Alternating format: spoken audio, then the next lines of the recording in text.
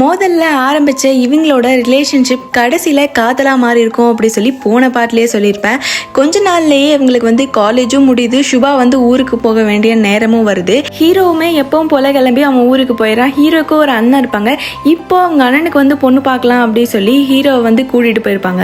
அங்க போய் பார்த்தா தான் தெரியுது அவங்க அண்ணனுக்கு பார்க்க வந்த பொண்ணே சுபா தான் அப்படி சொல்லிட்டு.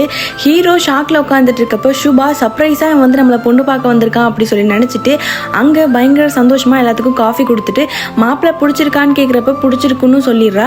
இப்போ மறுபடியும் மாப்பிள்ளை ரிப்ளை பண்றப்ப தான் தெரியுது ஹீரோ வந்து தன்னை பொண்ணு பார்க்க வரல அப்படி சொல்லிட்டு. அதுக்கப்புறம் ரெண்டு பேரும் பேசி இந்த கல்யாணத்தை எப்படியாச்சும் நிறுத்தணும் அப்படி சொல்லி பிளானை போடுறாங்க. இவங்க என்ன பிளான் பண்ணியுமே அது வந்து நடக்கவே மாட்டேங்குது. அண்ணாவுமே தனக்கு கல்யாணம் நடக்க போகுது அப்படிங்கிற மிகப்பெரிய ஒரு ஆசையில் இருக்கான். இதெல்லாம் பார்த்த ஹீரோக்கு சுபாவை வந்து நீ எங்கள் அண்ணாவே கல்யாணம் பண்ணிக்கோ அப்படி சொல்லி கெஞ்ச ஆரம்பிக்கிறா.